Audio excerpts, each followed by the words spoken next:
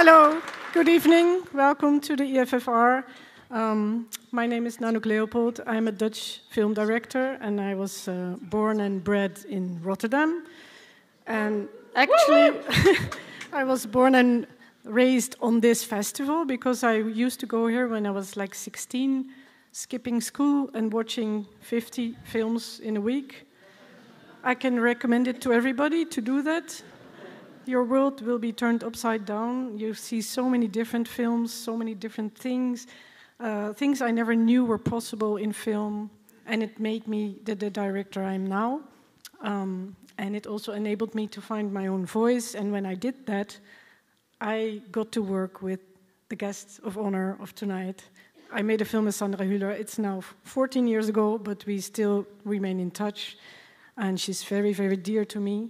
She taught me what it means to dive into a project and to completely relax into doing that, which is kind of weird because film is always very stressful and difficult, but she taught me the phrase to embrace imperfection.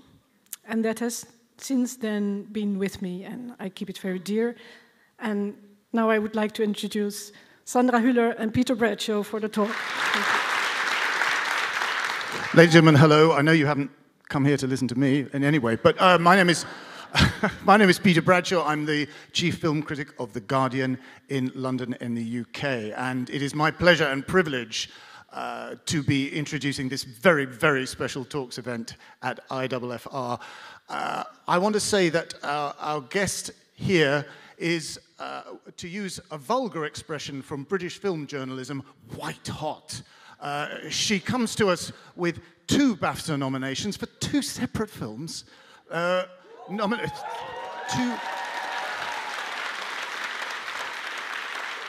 Two separate films at the same time. Nominations from the Globes, from the Césars, and now, of course, the Academy Awards. Let me ask you, is there an actor right now who's more brilliant, more compelling, more versatile? I'll give you the answer now, no. Ladies and gentlemen, please welcome once again Sandra Hüller.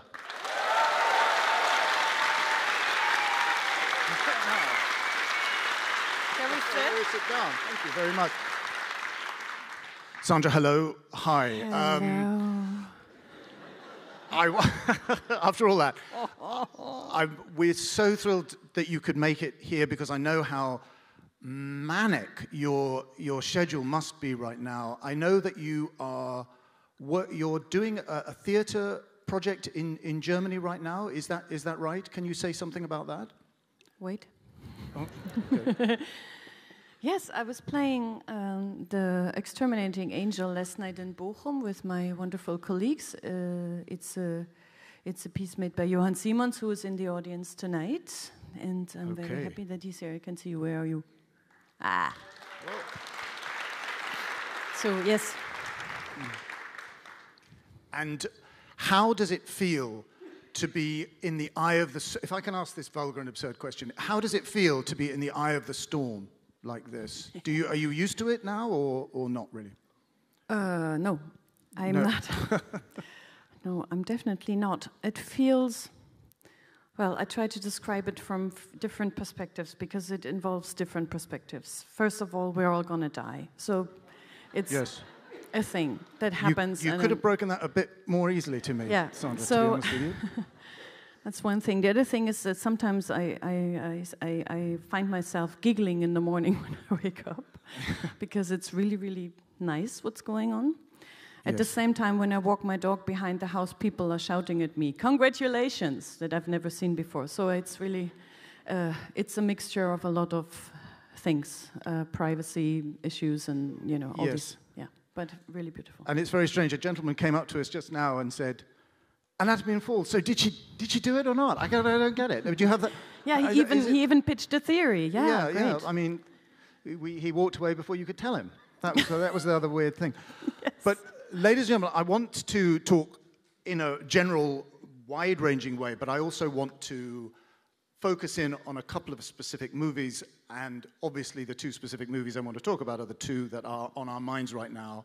Jonathan Glazer's The Zone of Interest and Justine Triet's Anatomy of a Fall. That extraordinary scene where Frau Helga Höss, is trying on fur coats and trying on lipstick, salvaged from people who have been slaughtered in the camps, with that scalp-pricklingly horrifying and evil sense of distant gunshots, distant cries, which you almost, like the inhabitants of the house, after a while you don't hear them. After a while you almost forget that you're hearing them, but you feel it in your... My question is, what does it do to you as an actor to have come so close to the heart of darkness, in a way, at the heart of evil? How do you approach that as an actor? Well, the first part is what it does after, and the other how to get in. That's two different.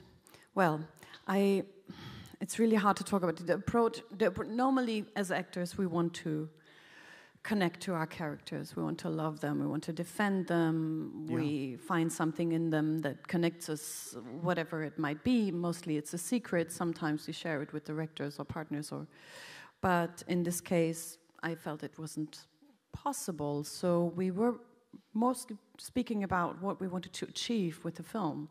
And I think that's probably, it was not so much about a biographical work or a character work in that sense, because I simply felt, sorry to say, she's just not worth it. So I felt, so all the anger that I have towards these people and their ignorance kind of went into allowing her to be empty, to not allowing her any feeling or any connection, any sense of beauty, any sense of elegance, any sense of love, whatever, all the feelings that we all have.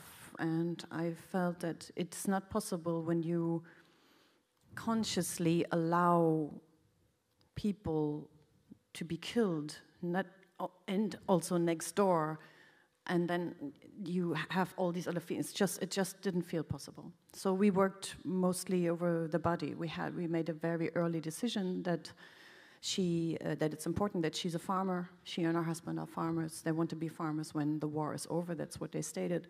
Right. She's working in the garden. She has 5 children without any postnatal care at that time. So these are things that change the body, and I find that, she probably wants to be a lady. She wants to be high class, upper class, and we figured that she never will be, and that's what we wanted her to struggle with. But she doesn't even notice, so I think she thinks when she puts on the fur coat, she is somebody else. Yeah. And when your, how shall I say, the process with the director, Jonathan Glazer, how did that come along? Did Jonathan call you on the phone and say, "I've got a great part for you"? I mean, he didn't say like that. But what was the rehearsal process like with such a terrifyingly difficult character? What was that process like? I want to jump back quickly because of what it does to you when you're like so close to the heart of darkness. Yes. I think what it mostly left inside of me was the urgence of awareness towards these developments. So the urgency of talking about fascism and how it is created, and how it is created in little small bits. The decompartmentalization, or how do you say it? That we just split it up, and the political developments these days, and all these things that they go slowly, but they definitely lead towards this sort of phenomenon. It's just a question of time. So I think that's what it did. It made it much more important in my life to be outspoken about this. That's what it did. Right. And the conversations with Jonathan, I received a 2-pager in the beginning. I was invited to a casting by the late Simone Baer. I'm really sad that she's not with us anymore, a great casting director from Germany, of a couple fighting about leaving or staying. And I didn't have any time at that time, and I said, okay, it's you, I want to come. But sometimes when people come from other countries and make films in Germany, we never know who it is. We never get the whole script. It's always a big secret. It's kind of annoying. So And I don't understand why. It's like, oh no, they're international. They're really secret, you know. And so we're used to reading all of it normally and know who it is and talk to them. So I didn't know who it was and what it was about. And the moment I said, okay, I'm going to come, but I probably can't do it because I don't have time, she said it's Jonathan Glazer and it's about the family Höss who lived next to Auschwitz and the head of Auschwitz and blah, blah. And I said, no, this is not, no, I cannot. So I got really, really scared and I had a physical reaction to it. And I said, I'm not going to be involved with this and I'm not going to play this woman. It's like impossible. And then I met Jonathan and we found out that he had the same doubts that I had. He had the same feelings towards it and he didn't want to recreate any sort of narrative that we've seen before. The sort of glamorization that sometimes takes place and to be emotionalizing the characters and to try to understand the perpetrators, and we didn't want to do that. And so I decided it was not necessarily that I wanted to play Hedwig Höss, but I wanted to work with him. It was more of I wanted to be part of this process that he was going into. Right. I wondered if you knew of the original novel, the original Martin Amis novel, whether you'd read it or whether, because I'm fascinated as to the people in the cast, what they thought of that book, because people in the audience probably know this, that the book was radically changed, in fact, by Jonathan Glazer. He kind of almost radically gutted it, removed the dialogue, the very English kind of. I mean, the characters in the Zone of Interest are almost like Englishmen. They are weirdly ironized almost as English people, and he took a very radical approach to take out that. It's wrong to call it emollient, but it's a rather English kind of comic inflection in the book. And what I found fascinating about the movie is that you found that severity and starkness, that refusal of emotional identification. And I just wondered if you remembered being a part of that process, or was that something that came naturally to you? I think when Jonathan asked us to be part of that film, he already had done research for 6 years about the family Höss. He was working closely with the Auschwitz Memorial in Oswiecim. And I think the story goes this way. He read about the novel, that it was about that, and he wanted to make a film about the Holocaust, and he never knew how, from what perspective. And then he read the pitch of the novel, and then he said to his producer, "I think that's what we're going to do." Then they read the novel, and then they realized it's a fictional family, but they realized it's the Höss family, actually, that they're talking about. There are so many details of them that it must be the Hösses, so they started doing research. And when I heard that it's The Zone of Interest by Martin Amis, I Googled the book because I hadn't read it, and the reviews were, I'm sorry, but they were really bad. And then I thought, I asked Jonathan if it's necessary to read it, and he said no, so I didn't. No, I don't. I think you're right. I think you're right. Although I don't agree the novel is bad, but I don't. If there is work that I don't need to do, then I normally don't. Why burden yourself with something exactly? And have you found since then? I mean, I know you've been busy with so many other things. Have you found that you're engaged in a public conversation about German history or European history that you might not have otherwise have been since the film? You mean by journalists or by journalists? Yes, personally, or anybody. Yeah, I mean the conversation about the development in Europe and all over the world is, I mean, we must have it, and yes. I'm also a part of it. Yes, because this film is there, and of course, I'm not a historian. I don't know a lot of things, but some. So I can't give an expertise about anything, but I think maybe about a sort of common sense or human, I don't know. Right. But of course, this is very much involved in the public conversation right now, yes. Yes. I would like to, maybe if I may, take this back a little bit to your own beginnings in acting. I know that you were effectively born into the East Germany, is that right? And you obviously grew up in East Germany part of the time, and then when did you get involved you started in the theatre? When was that at school or university? When was that?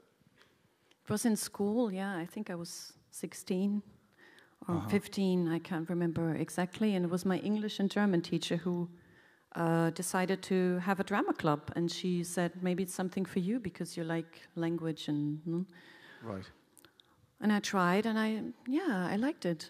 And it was the first hobby that I actually really could do, that I was sort of good at, or I had fun with, or could lose myself in, and then I went on and on over workshops and stuff, and then it took me to Berlin, where we presented a piece at the Theater Festival of Youth in Berlin in 1995. 1995, okay. And do you remember what was the play? Can you remember what it was, what your role was? The first one in school, or I'd be fascinated to hear the first one in high school, your first role. That was Frühlingserwachen by Wedekind. Oh, Wedekind, yes. Yeah, and I played Direktor Sonnenstich, like the head of school, who's always... and I asked my father to give me a suit from him, so I wore the suit, and I was very rude to the students, and I enjoyed it very much. And your first professional roles, do you remember them this would be on the Berlin stage when you were working professionally as an actor? Can you? No, my first job as an actor was in Jena. It was a small town in Thuringia where I come from. Yeah. Because I decided after drama school that I don't want to play on the big stages in the big city in Berlin, because if you make a mistake there, then it's really difficult to... I don't know. I was a bit scared of the public opinion, so I went back to a very small... We were 8 people in this ensemble, and so we had the possibility to play all sorts of things, and I can't remember. I think the first one was... We did a double premiere of Baal and Wojciech. By 2 directors, so yes, we had Brecht and 2 Büchner. opening nights. Yes. That must have been fascinating. But that's the very, again, demanding as an actor, externalized physical theatre. Is that right? Yeah, but I thought that's the way it's meant to be, so I didn't question that. I thought, theatre is exhausting and it's physical and... Yes. Yeah. Can I just briefly now, I know you've done so many movies, so many wonderful movies. I want to talk very briefly about, I think the first time I saw you on screen, which was in Requiem by Hans Christian Schmidt, which, if anybody hasn't seen it, it's this fascinating, kind of like an exorcist movie, which is about somebody who is, I mean, it takes a much less Hollywoodized and a much more psychologically complex and nuanced approach, not much though I love The Exorcist, approach to this subject. And it must have been very challenging for you, because that's something which is very personal, intimate work as somebody who appears to be possessed by the devil. What was that? Was that as big a breakthrough as it seemed to us at the time in the UK, at any rate? When I read the script it was the first film script that I ever read, and I was kind of, normally we did things like Shakespeare, and I felt like, what's that? I really don't know what to do with that. And my agent, who's here, luckily, she said to me, I read a few scripts in my life, and I assure you, it's a really good script. And I said, okay, wow, yeah, I'm gonna... Okay, yeah, because I couldn't... The language was so the people were speaking like we were speaking, and I was like completely used to high language poetry, Shakespeare, Kleist, blah, blah. Yes. Yeah, so also there, I mean, it's sort of a metaphysical thing that she says that she's having, but at the same time there is a medical condition. So I was very much relying on that, and I kind of took it to a practical thing, so I learned a lot about this physical condition of epilepsy, and that it, for people who are very religious, it can be related to this sort of phantasma or whatever. Yes. And after that, if I can just jump forward a little bit, the movie that really introduced us to you, I would say, is when we, in the Cannes Film Festival, when we saw Maren Ader's great film, Tony Erdmann. And that was a kind of mind-blowing comic experience. And what strikes me now is that you don't see much comedy in the Cannes Film Festival, to be honest with you. And that's what's so fascinating is that, my God, I knew about your work from Requiem, but I thought, my God, this is a classic comedy performance. This is amazing. Was that as much of a a leap as it felt like a leap for us engaging as a member of the audience. I felt like I was leaping into a new kind of comic dimension, engaging with that. But there was that amazing, I mean, everybody in this audience has probably seen it, that amazing freaky scenes where you're answering the door without any clothes on, you're doing that amazing Whitney Houston song, In Full, which is one of the classic moments of European cinema. I thought it was mind-blowing. I'm almost tempted to make Sandra do it right now. If we had an accompanist, if we had a pianist or somebody, it would almost make you do it right now. But what was it like working on that movie? Well, we knew that. I was told it should be a comedy, and I think a few days or weeks, Maren said, "Yeah, I know that we were supposed to do a comedy, but it doesn't feel like a comedy, does it?" No. So we were. So all the problems that the characters had were really existential and really sad. Everybody was struggling so hard, and I think that was basically what we were working on. We didn't, of course, we had some sort of fun, because you have fun when you act with each other and with a partner like Peter Simonischek. Yes.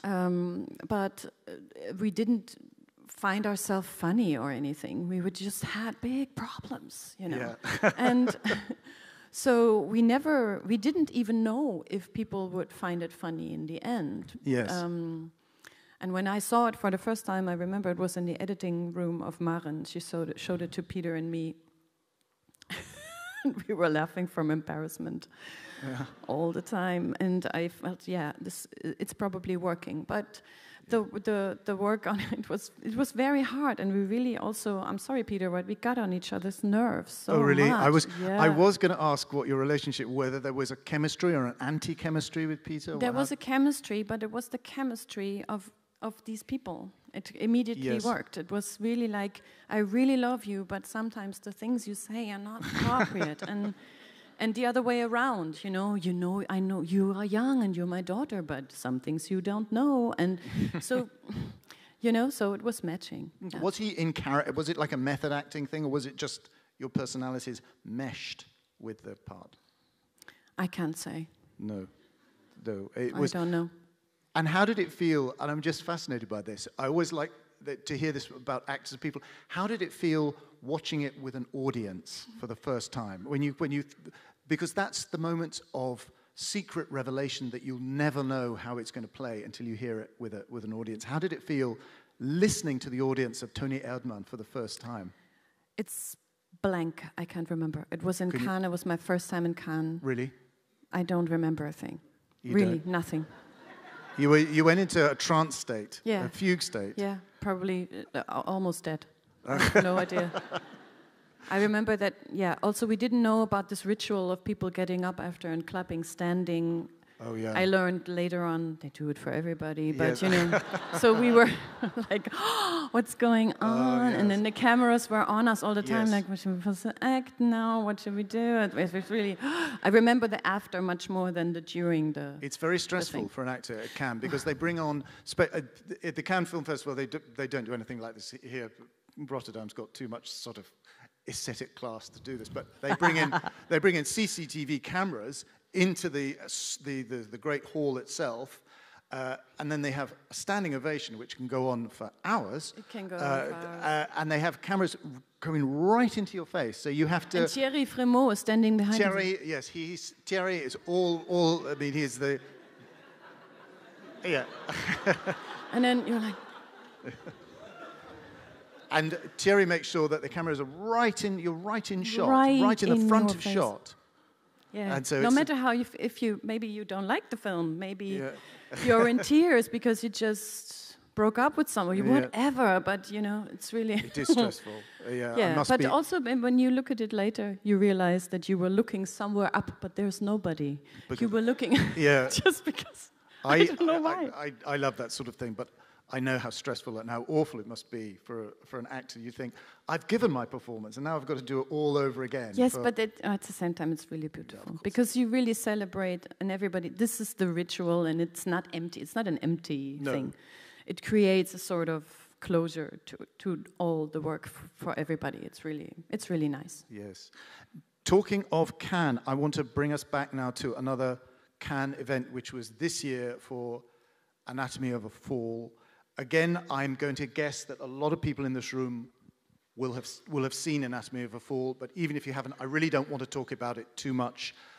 What I'd like to do, please, with your indulgence, is to play another clip in which Sandra's character plays a writer. I don't want to say much about a writer who is being interviewed by a much younger, or a slightly younger journalist. It's the scene that happens right at the beginning. Journalists interviewing are always annoying, and I should know. And I want to play this. I want to play this clip now. Thank you. I am the annoying one in this case.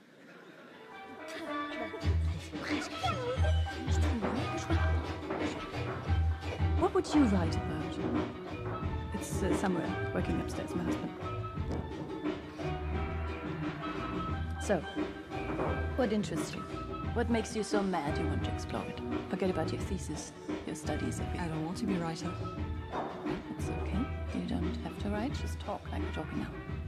Don't want to go on with my questions. Of course, I want to go on vacation. Of course. But we could chat too.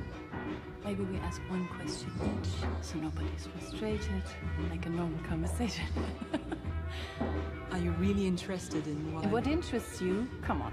Sure. I never see anybody. I work here all day long. You come to see me. Of course, you interest me. Okay. I run. Mm-hmm. It's one of my favorite things to do. Makes me feel high, like I'm on drugs. What do you know about drugs, then? Oh, lots. That's the next question. Big subjects. Maybe you don't write everything down. No, surely not.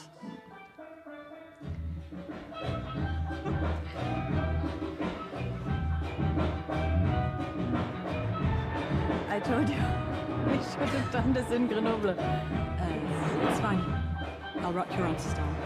But I have many questions. Maybe you don't have the time. Oh, don't worry about time. Time is not the problem here. Okay, cool. I'd like to discuss storytelling as an investigation. I don't like sports. That's the first thing. Walking, yes, maybe. Running, no. No. Okay. No. Right, I get it. So, you're...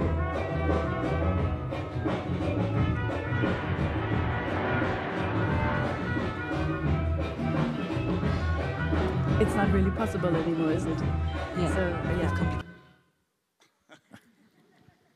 I think it's amazing. I could watch it all night. It's like a kind of atonal fugue with the music going on and the conversation's completely impossible. What I'd really like to talk about is that scene is so important because it is a moment where your character is being kind of cross-examined and interrogated, but you're kind of fighting back and say, hey, why don't we ask a question each, and I'll ask a question of you. And it's insinuating and almost seductive. And in a way, it's the last time that your character gets to behave like that, because the next time she is cross-examined, it's on the witness stand in a court of law. And when I first saw this movie, I thought of Billy Wilder's witness for the prosecution, although, and it's not an inapposite comparison, but it's very different from Hollywood. But what I want to say is, what was it like, again, working with the director, working with Justine? How did she get you into this character? What was it like working with her on this character? When I read the script for the first time, it was just a perfect script. Like, I just wanted to be part of this, and I think the questions that I had came more and more to the surface when I started working on the French language, because normally because I'm a bit of a lazy actor, so I don't read the script so many times. I really have to say, and but this time I really had to read it over and over again because of the French, and also because I had to learn the lines of my colleagues because they speak so fast that if I didn't know what they say, I wouldn't understand. So, so that was that, and I don't know. I think we really decided because of course, I wanted to know if she's guilty or not. Yes. And my director didn't tell me. She just said the horrible, horrible sentence, play her like she's innocent. And so that was really like not what I wanted to have. And I also just asked it 2 days before we started shooting, because till that point I felt like, first of all, I don't need to know. I just want to defend her no matter what, because I found her so intelligent and I loved her so much. But then we decided, if we want to create this sort of movement in the audience, that they sometimes lean towards her and sometimes say, no, I don't want to be with her. Now I understand what she's saying, all these things, that we have to create a sort of movement inside ourselves. So we could never decide what is the truth, actually. So we never spoke about it again and tried to find the most honest, the most honest way of saying things, because she really means what she's saying, no matter if she's guilty or not, because I think when people are in a murder trial, it can happen that they themselves believe they're innocent. Yeah. So it was just important that I believe that I'm innocent. It doesn't matter what is really going on. And did you create for yourself a kind of massive backstory in your head of everything outside the murder trial? No, I'm not a fan. No, you didn't do that? No, I really don't know how to do it. No. And I always feel that it distracts me from the things that are really going on. Because when a script is good, it's all there. That's what I know. Right. You don't need anything else. We decided a few things. For example, the relationship to the husband, that they really loved each other. That was important to us, that there is something that connects them. It's not like they married and hated each other immediately. Everything she says about him in an admirational way is true. Yes. That is one decision. But no, I didn't do that. No, and the relationship with your lawyer, I thought was great, because it's like a kind of denied love story, a love story which is almost displaced outwards into the world of the law, and it's the love that, it's a real love story in a way. It's a pure platonic love story in a way that you never see in the movies. What was it like doing that? Because that's an amazing kind of chemistry that you had there. Yeah. Thanks to Marie-Ange Luciani, one of the producers of the film, because there was an actual love scene in the film. And we could see the affair, and she said, well, please don't do it, it's so 80s, and she's right. So why do people always have to prove they love each other by going to bed with each other? It's so dull, because people, and she's right. So, I mean, they had a love story. I think they were lovers before, and then they separated because she went to England, and then la la la. Oh, okay. So there was that's what. But it's not kind of a backstory. It's just little information. One but you didn't shoot it. That was just No. I would just love to see that. The scene in the snow where they discuss about before was much longer. That was took a whole night in the snow, and we had a lot of fun. Yeah. But when Justine did test screenings, that was always the point where the audience lost Sandra, because she was not allowed to have fun. Oh, okay, that's interesting. Really interesting. Wow. So she kept it in, but without so much fun. Right. But when you see the bonus material on the DVD, you will find the whole chaos. I think it would be great to shoot a kind of 80s straight-to-video version with Paul Verhoeven writing. Yeah. A kind of really brash thing, that'd be amazing. I've always loved you, la la la la. Yeah. Big broad. No. That'd be great, that kind of Basic Instinct version. Yeah. Some people really compare this film to Basic Instinct. Basic Instinct, the character to Basic Instinct. Long ago that I saw it, but I have to watch it again. No, but working with Swan Allo, that's really special, because it's also, I mean, every part of the cast in this film is so sublime. Working with these people was, I mean, there was no question at all. And I looked at all of them in awe of their art. Also Antoine Reynards, who plays the prosecutor. Yes. I mean... So fierce. Absolutely amazing. That's Yeah, amazing. It was scary, wasn't it? It's very scary. And he made it easy for me because I just had to listen, not say anything. Really I was scared of him. I know what you mean. I felt like my IQ had gone up 20 points at the end of that movie because it was so classy.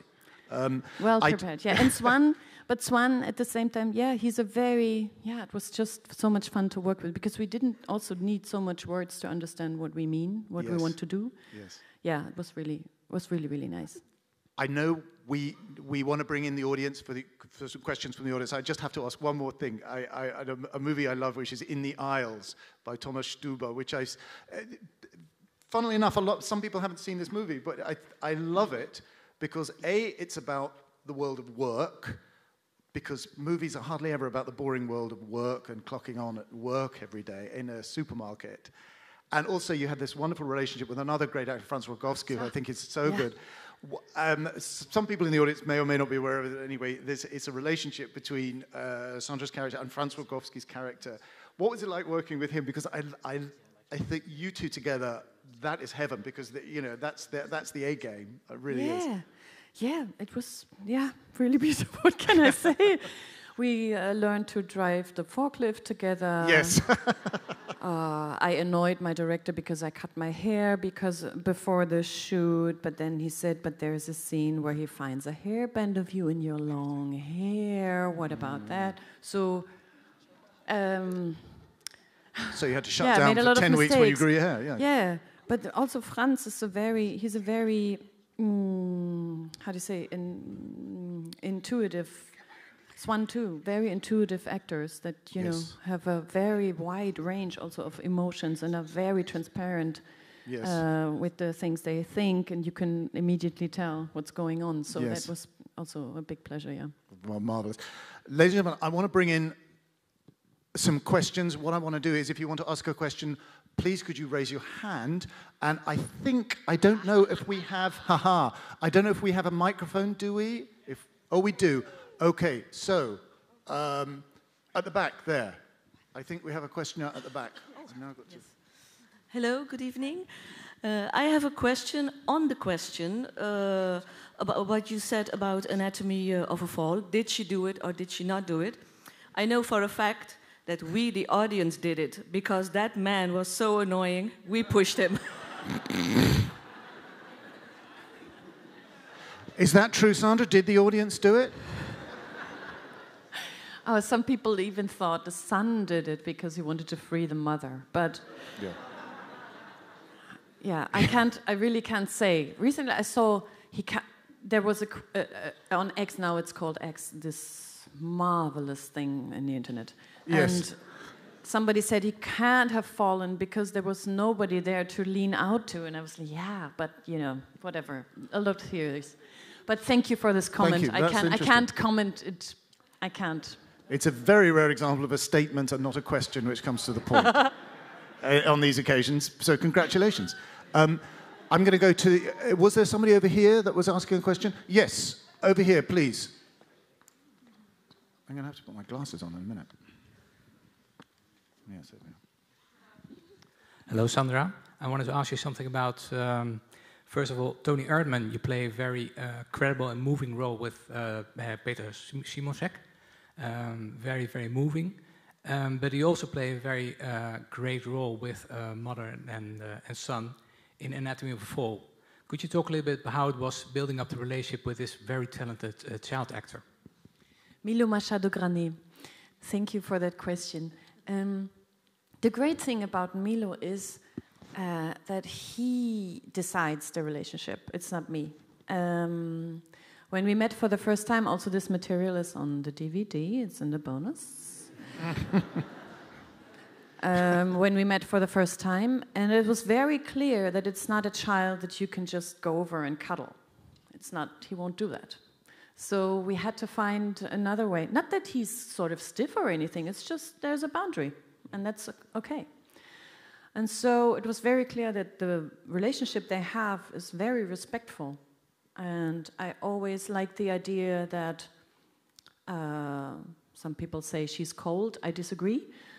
She respects very much the space of her own child and her space for grieving, and she doesn't want to influence him in any sorts. So I found that very beautiful. And he is a very independent actor also. He very much feels like a partner. You don't have to sort of mirror a lot into him in order to get something back or take things away, some mannerisms that young actors sometimes have because they saw it on TV. He doesn't have all that. He's very, very much there. He's very much present and thinking constantly, and you can see it. You can see his thoughts. So it was a big gift to meet him, and I'm very grateful. I hope I answered. Yes, thank you very much. Thank you. Was there somebody? Was there somebody? Yes. Was there somebody at the back? I'm not.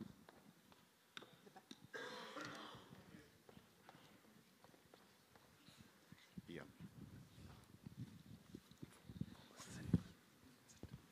Thanks. First of all, thanks for your very inspiring work. I want to ask a question regarding the zone of interest, which I liked very much. We heard about Jonathan Glazer using many cameras for some scenes, like over 10 cameras or something. And I was wondering if you could perhaps elaborate on how it was working with so many cameras from so many different angles, and maybe you could even talk about a specific scene, if you remember. Yes, thank you.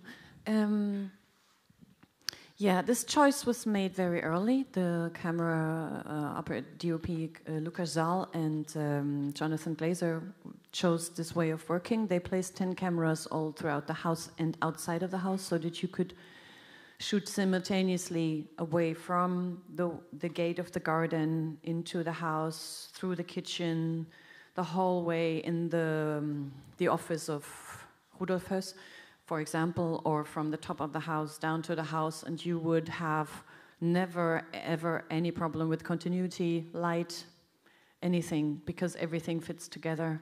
You just have to find the right streak that you can use.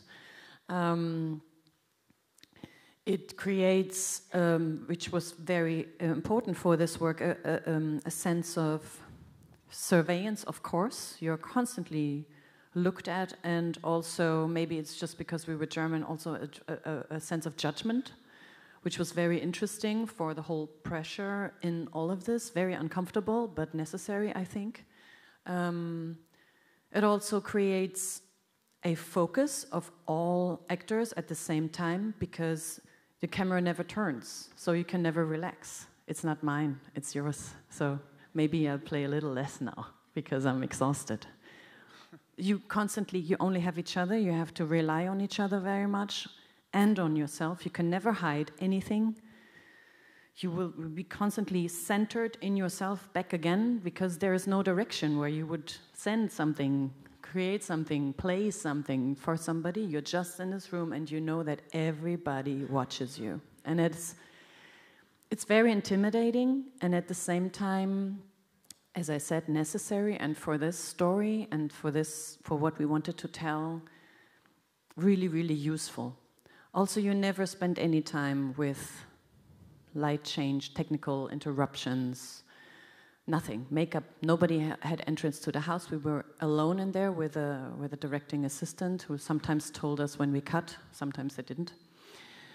There were 60 microphones in the house, so we could never hide any thought that we had. So sometimes we had to communicate secretly when we had a problem. And because we knew that they would use everything that we do. And sometimes the camera was rolling 45 minutes, so we never knew when the scene was over, what are we going to do now? Let's do it again. Okay, how? And then we started all over again. So the fact that you are alone with this creature around you, because it very much felt like a creature, or the presence of something else that I cannot really name, because we were shooting 50 meters from the original camp, so it was all sort of connected.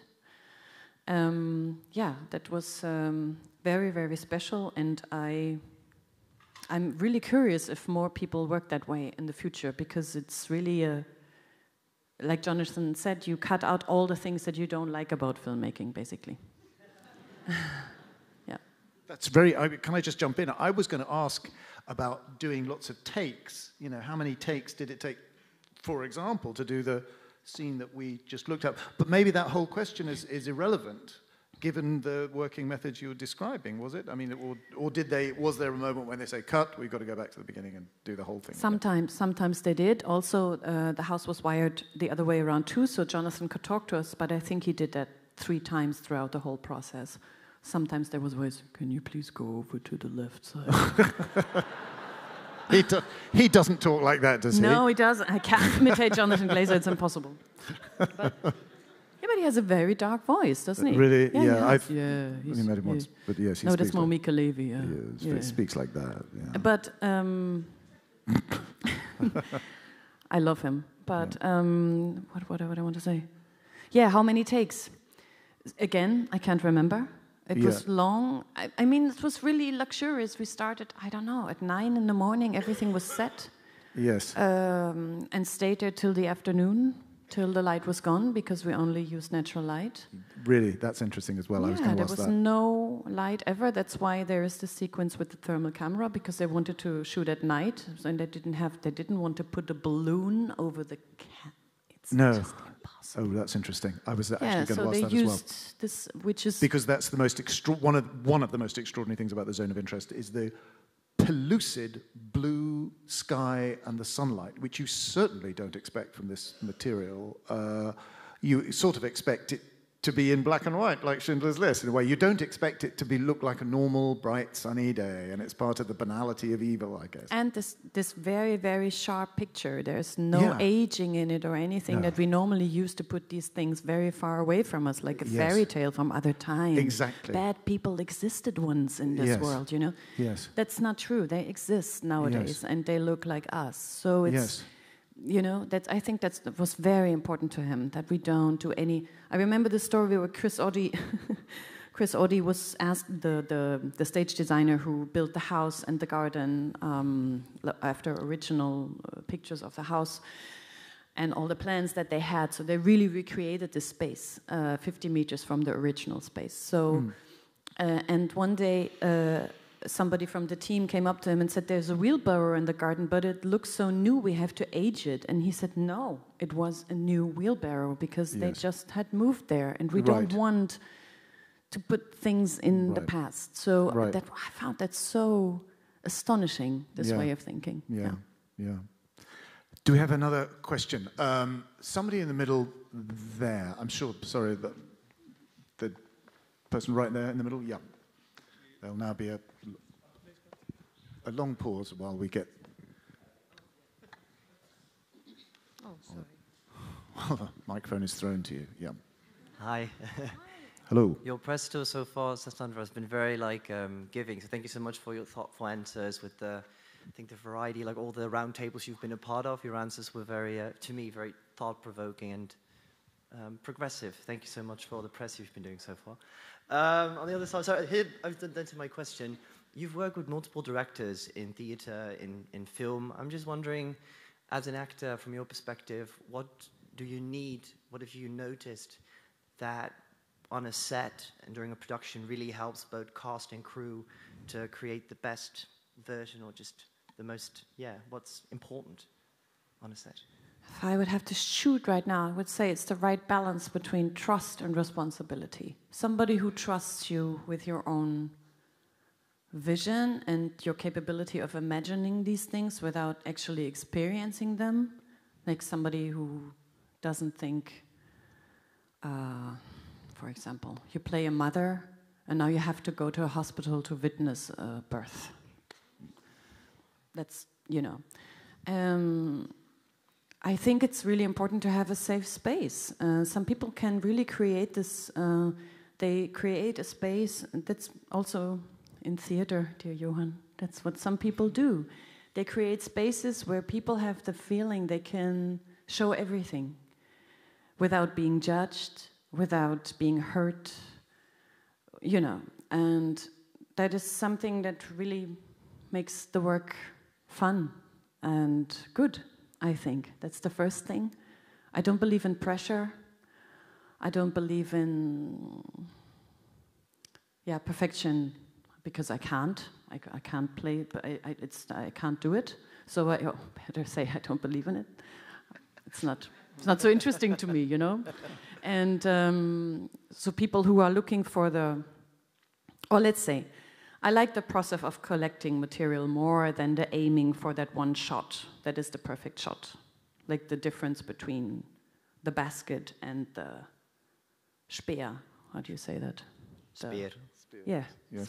Yes. So, and much more that it would take a long time. But that's some part of it now. Sorry. Thank you. Thank you very much. Can I ask a very vulgar question? Is there a director that you want to work with that you haven't worked with yet? Is there a particular name that comes to mind? Yes, but it's really, it always felt like, and it will always stay that way, it's too intimate and it narrows the possibilities. If I say now who I would fancy to, it feels like, you don't want but the others are not so important. Yes, and exactly. Okay. I don't know. You don't want to jinx it? No, okay. No, I get it.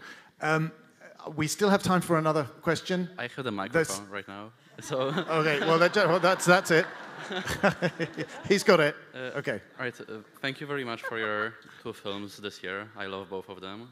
And I wanted to ask about doing promotion for them and awards campaign, because it's quite rare that you have 2 such high-profile films in 1 year. So did you have to choose one of them to promote more than the other, or do you try to split it equally? Again. Or how is it? Well, thank you. The way of promoting them is in itself different, because the topics are so different and the teams are so different. Having a Q&A with Jonathan Glazer is completely different from having a Q&A with Justine Triet. It's incomparable. But the studios in the US who bought the films and who wanted us to campaign made sure that the publicist companies made schedules that worked so that I would spend equal time on both. And that is kind of I'm really so thankful that they did that, because and I love them both so much, so I really couldn't, if I would have to decide, if I had to decide, I couldn't, Yeah. Okay, I think we've got time for one more. Oh my God, it's over there. Yeah, you. Just going to follow up on that question earlier, where you were saying, I'm a director. I wanted to know from your point of view. Oh, there we go. There, sorry. So, just following up on the answer earlier about a space to create. I'm a director, and I wanted to know from your point of view, which kind of director do you prefer? For example, the Coen brothers, they write everything in their script. They don't want a word changed. Do you prefer that? Do you want a place where you are forced to create inside something written? Or you're given the space to create? And on set, what kind of, you were saying you heard Jonathan Glazer speak 3 times during the shoot. How is that? Do you prefer a director that's with you on every take, or not every take necessarily, but what I mean, is a close relation or a distant one? He talked to us more often, but he came to the house. It was just through the microphone, No. Oh wow, so many questions. What was the first one again? Oh my God. Sorry. Do you prefer a close? Yeah, a class, but the script. Yeah. Well, the Coen brothers. when we start working with the script, I never read a Coen brothers script. This I can say openly here. I never did. You're calling for one.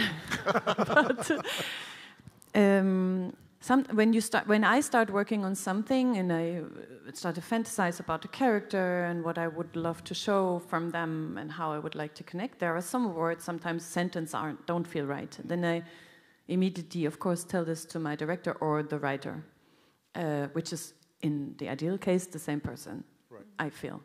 Yeah. And but I don't like to improvise on set because I'm not a writer. It's just when I thought about things for a long time and I still feel there's always this point where I struggle and I can't get over it, and there's always this obstacle and just doesn't. Sometimes it's very useful and I think, there's this obstacle, maybe I should use it. But sometimes it's really just not right, and then I have to change it, and I ask politely. And if they don't do it, I just do it, and Okay. But on set, I like when people are behind the monitor. I don't like them to stare in my face when there's a camera also, so I have to, I don't know who is, where goes the energy. But I like when people come close to us and talk to us, of course. And a certain awareness of their own presence, of course. Some people don't know that they make noises while watching. And or the take is almost over and you already hear the chair. Thank you. And then they come. This, I don't because then you feel like, oh, maybe I should play a little faster. Maybe it's you know, this is not so nice. But I really like, yeah, of course I like a close relationship to a director, but also space. So it's always a But have you ever thought, like earlier you were saying, there's a line that I don't believe in. Have you ever been, you know, ended up shooting that line that you don't believe in and been proven wrong? Like you end up seeing the film and you're like, oh, maybe he or she had a point.